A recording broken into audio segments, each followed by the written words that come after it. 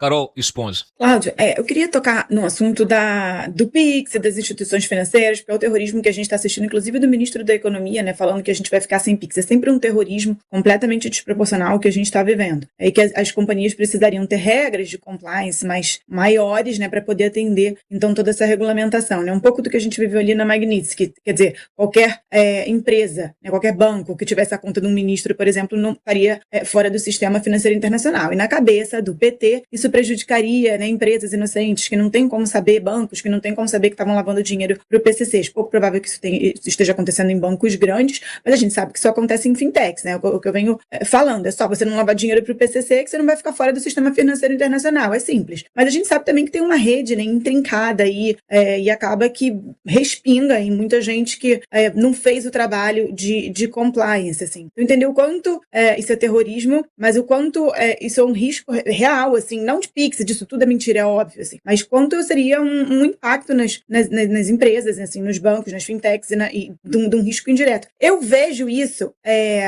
os Estados Unidos podem ir implementando as medidas da forma como eles quiserem, em doses limitadas. Já aconteceu isso no México, por exemplo, que várias empresas precisaram se explicar e estar usando de precedente. Eu vejo os Estados Unidos hoje trabalhando muito mais com uma intenção de cooperação técnica, de produzir informações e dar para a justiça brasileira então vê o que faz, do que como uma coisa, uma aplicação direta. Mas entender efetivamente, assim, o quanto isso vai impactar, enquanto isso impacta na polícia, enquanto isso impacta nas nossas instituições de investigação. Muito bem. Terminou. Bom, posso? Por favor. Sim. Você sabe que esse ponto é muito peculiar, né? A gente vê os barões do crime com mansões, jatos, helicópteros, e a Receita Federal não vê. Eu me lembro, em 2012, eu dei aula para a Polícia Militar, fui convidado lá pela Polícia Militar, dei umas aulas lá, e aí eu esqueci de lançar o valor recebido lá no imposto de renda. Como consequência, era uma merreca, eu dei acho que 8 horas de aula, era pouco dinheiro. Eu tomei uma multa de 150% sobre aquele valor, ou seja, paguei para trabalhar, e fiquei 5 anos na malha fina, porque eu tinha esquecido de lançar 8 horas de aula que eu dei para uma Secretaria de Estado, né? Poderia ter sido já comunicado e só dizer quanto que eu devia, que eu ia pagar aquilo sem um problema. Realmente eu esqueci, porque foi uma coisa pequena, corriqueira, eu dava muita aula em faculdade, aquilo acabou passando. Mas a gente vê toda hora aí movimentações milionárias, bilionárias, e agora criptomoeda, fintech, ficou muito mais fácil para essas pessoas que estão ali à margem da lei que a gente vive, porque essas pessoas acabam não sendo englobadas por lei nenhuma, né? Conseguem se mobilizar disso tudo.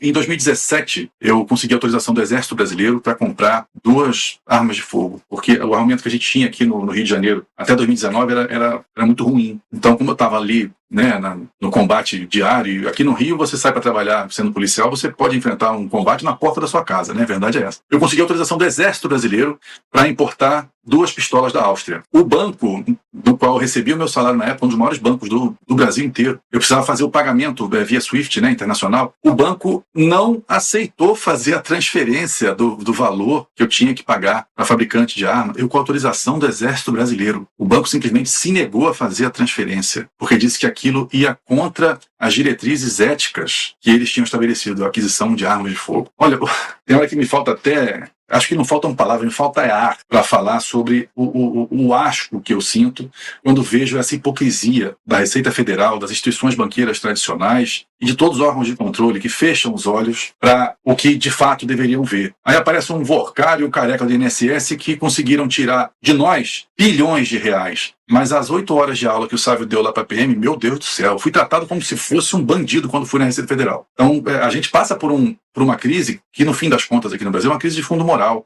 E manter o povo na ignorância, acho que faz parte do projeto dessa gente que só quer se completar, né? Só quer se dar bem. E a mim muito causa preocupação quando a gente vê hipocritamente um combate a jogo do bicho e maquininha em oposição à casa de aposta. Qual a diferença? A casa de aposta dá hoje mais dinheiro? Como é que é isso? Qual a diferença? Se é para proteger a pessoa do vício no jogo, então você tem que proibir todos. Então há muitos pesos e muitas medidas que estão em jogo. E muitos interesses escusos também. Diga, Cláudio. Não, deixa eu passar aqui para o nosso querido Ari Alcântara. Ari, por favor, faça seu comentário. Se quiser fazer alguma provocação, alguma pergunta para o nosso convidado. Olha, a colocação dele é perfeita. Aliás, das melhores que eu já ouvi nesses muitos anos que eu discuto isso. Eu estou para dizer ao comissário que a primeira vez que eu discuti isso foi em termos da penetração do crime organizado nas instituições brasileiras, foi nos anos 90. Já na época se falava isso. Tem aquele célebre livro do Carlos Amorim, acho que dos anos 12, 14, dos 2012, 2014, que trata disso. Mas essa questão é muito mais complexa. E eu vou para a questão americana, porque essa nos está atingindo diretamente sobre o nosso cotidiano e as reações no Brasil. Os americanos vivem com isso há muitos anos. O crime nos Estados Unidos, inclusive romantizado, vem permeando a instituição pública há muitos anos. Vamos dizer, o caso mais clássico que a gente vê nos filmes, daqueles famosos intocáveis, foi o combate à máfia de Chicago, que na verdade foi um combate à máfia de Chicago, ao contrabando de bebidas, que na verdade trocou a máfia de Chicago pela máfia de Nova York. Mais adiante nós vemos a máfia de Nova York fazendo acordo com os americanos na questão da Sicília, que é um outro fato interessante, e isto permitindo que a invasão da Sicília, a Segunda Guerra Mundial, todos esses aspectos. Então, o crime vive dentro dos Estados Unidos de forma direta. Inclusive, assassinaram o presidente e o irmão. A questão do Jimmy Hoffa, a questão Las Vegas, a questão cubana, tudo isto é envolvido com crime nos Estados Unidos. O contrabando de cocaína para os Estados Unidos começa com o Soares via Cuba, em aviões do exército boliviano, inclusive com uma certa complacência, porque cocaína era coisa de rico. Os Irãs Contras foram financiados por quem? Pela cocaína. Só agora, recentemente, começa com a história da guerra ao terror, já no 11 de setembro, e agora, recentemente, foi que os Estados Unidos resolveram assumir a guerra ao terror, classificar terrorismo. Inclusive, este ato de segurança nacional que o Trump botou é um marco nisso. Esta guerra ao terror é uma guerra mundial. Essa guerra no terror está no Irã. A forma de guerra do Irã é uma guerra ao terror. A Guarda Revolucionária é terrorista. O Hezbollah é terrorista. Nós não podemos tapar o sol com a peneira. E este terrorismo está aqui, disfarçado num tráfico de drogas, cocaína. Não, é o terrorismo mesmo. E quando eles definem lá que vão combater, é uma questão lá nos Estados Unidos. Nenhuma das atitudes tomadas lá tem domínio sobre o Brasil. O Brasil podia simplesmente ignorar. Nada acontece. Como já quando aconteceu na Magnitsky. Se ignorou completamente as sanções atribuídas a um ministro do Supremo. Então, pode-se ignorar. Mas por que não ignora? Porque atingiu no fígado. Há anos que o Brasil é leniente com o crime organizado. Há anos que ele é leniente. O crime organizado permeou toda a sociedade. Toda a sociedade. Eu me lembro de um policial como o senhor, ao assistir eu comprar um CD pirata, e diz assim, estás financiando a minha morte. E eu me dei conta. Aonde está o crime organizado? Está em tudo. Na concessão do carrinho de pipoca, que é uma concessão do bandido. O carrinho de pipoca que está na rua. Então, esta atitude lá nos matou. Por quê? Esse dinheiro do carrinho de pipoca vai para um banco. Este banco acaba transferindo para o traficante. E este banco hoje está com medo, porque ele sabe, como o senhor tomou conhecimento, que ao tentar comprar uma pistola, o banco tinha a sanção lá externa, que se transferisse dinheiro para armamento, ele poderia ser sancionado. E ele não quis transferir o seu dinheiro. Então, essa questão lá é muito mais séria. E o governo brasileiro passou o recibo. O governo brasileiro passou o recibo. Quando o Lula for reclamar, ele sabe porque que as coisas aqui estão permissivas, estão aqui dentro. Ninguém liga, um pouquinho de cocaína não faz mal. O cara vai roubar um celularzinho para trocar por droga ali na esquina, porque ele nunca subiu o morro. Ele não viu como funciona lá dentro, que as pessoas transportam botijão de gás na mala do carro, senão tem que pagar pro traficante. Eu conheço os morros do Rio de Janeiro. Não foi nenhuma nem duas vezes que eu subi a Rocinha. Então, esta questão, a questão é política. E os americanos adotaram isso. Vamos combater o tráfico. Vamos combater, porque o tráfico é o principal motivo. Agora, combater o terrorismo é uma forma de nominar o crime organizado. Porque o crime organizado está nos bancos, está no globalismo, está nessa fantasia wokeista. Aí também está o crime organizado.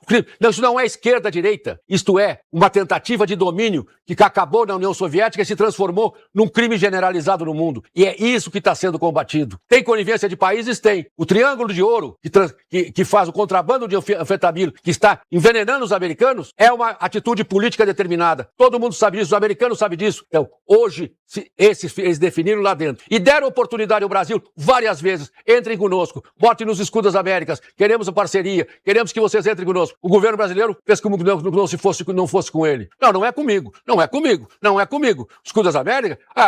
Terrorista na favela. Ora, não é terrorista na favela, é terrorista nos bancos. Então, a questão é que o governo brasileiro se fez de surdo. Agora, eles definiram lá porque teriam que definir. Eles não vão deixar uma perna solta.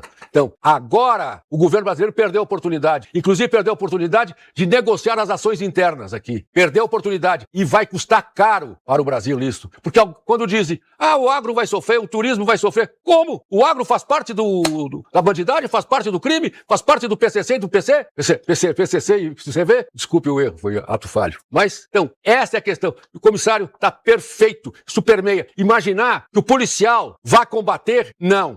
É guerra ao terror, é guerra ao crime, é uma guerra mesmo e é mundial. Beleza. Júlia Lucy, por favor, seu comentário pra gente fechar a rodada aqui. Eu acho interessante essa perspectiva que o comissário trouxe. Até na semana passada eu falei um pouco nessa linha também, de que se o objetivo fosse combater o crime organizado, já há instrumentos para fazer isso. Não se faz porque não quer, não se quer. Isso é bastante claro. Agora, quando a gente teve essa classificação vinda dos Estados Unidos, de que Comando Vermelho e PCC são organizações terroristas, por lá eles começam a ter novos instrumentos para começarem a agir independente de uma cooperação com o governo americano. E é exatamente isso que a imprensa do PIX, como o Cláudio diz, está divulgando para a população brasileira, na tentativa de dizer que foi uma afronta à soberania nacional, essa mudança de classificação que foi feita nos Estados Unidos, dizendo que essa possibilidade de o governo americano, por si mesmo, determinar o congelamento de bens ou outros tipos de sanções a empresas brasileiras que comprovadamente tenham participação junto ao crime organizado, isso seria uma afronta à soberania brasileira e, portanto, nós, como brasileiros, não deveríamos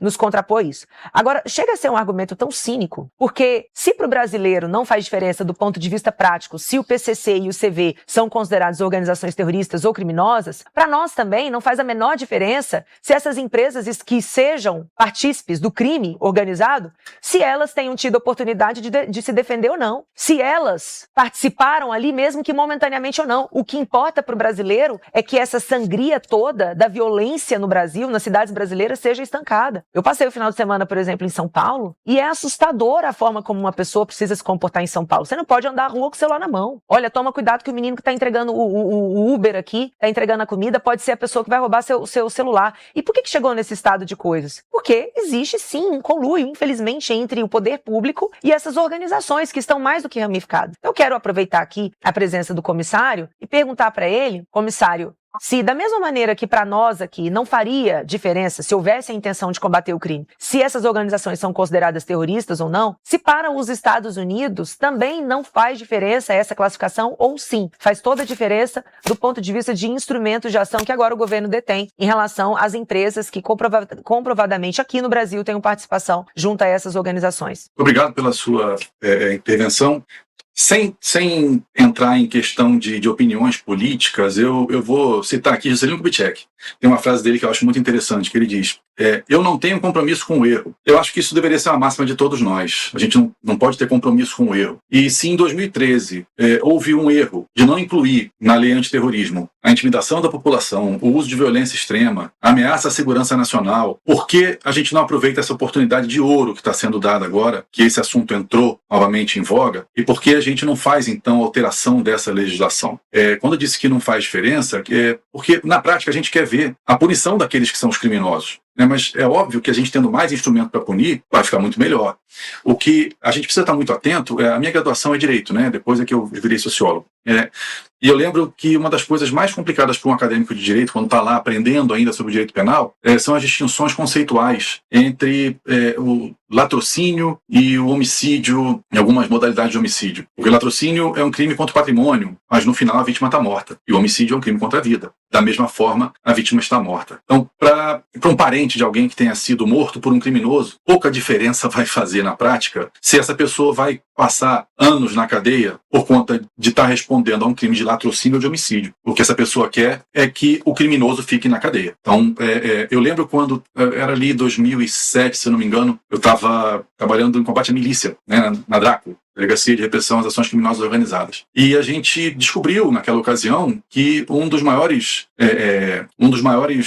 frentes financeiras que a milícia estava tendo era a exploração daquilo que se convencionou chamar de gato-net, o furto de sinal e a distribuição de sinal de TV por assinatura de maneira ilegal. E a gente começou a estourar várias bases, vários pontos de gato-net, aprender aquele material todo, mas não havia na legislação uma previsão específica. Depois é que se incluiu lá o tipo específico de furto de sinal, de transmissão e tudo mais. A gente cortou um dobrado, porque não havia essa previsão? Não havia essa previsão porque quando o Código Penal foi escrito, em 1940, acho que ninguém imaginava que fosse ter uma TV por assinatura, uma internet. Ninguém imaginava. Então, houve uma modificação, um acréscimo tecnológico na sociedade. Da mesma forma, quando surgiu o sequestro relâmpago, que naquela ocasião, a melhor forma de enquadrar era como roubo continuado, roubo com retenção da vítima. Depois é que se criou um tipo específico. Por quê? Porque a sociedade muda. Então, se, por uma série de razões, ações, sejam elas de cunho social ou de cunho político daqueles que aprovaram essa legislação capenga e frágil como é a nossa antiterrorismo, só se colocou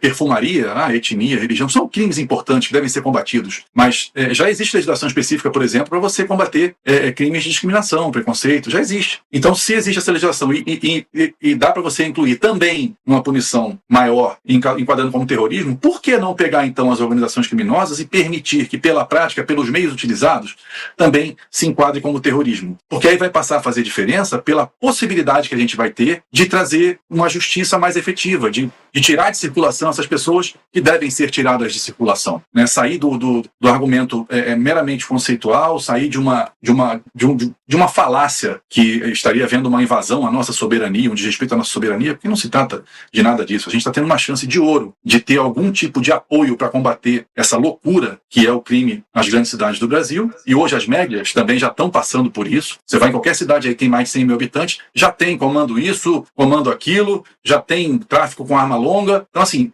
a gente está perdendo. Já perdeu. A gente está perdendo. A gente não está conseguindo dar a resposta à altura. Então, qualquer instrumento que vá permitir uma maior efetividade na prestação estatal em relação à paz social e tranquilidade pública deve ser muito celebrado. Então, muito obrigado ao governo americano que está dando essa chance e espero que a gente consiga, de algum modo, aproveitar essa chance. Excelente. USA Brasileiros, porque está chegando a hora do Mundial e você pode adquirir esse chinelo maravilhoso, temático da Copa do Mundo, lá no site da USA Brasileiros, uma empresa mineira que bolou essa coleção aqui exclusiva, edição limitada da Copa do Mundo, com chinelos dos países sede, tem também o do México, tá ali com o Totonho, e tem também do Brasil para você esquentar o seu pé na torcida pela seleção brasileira.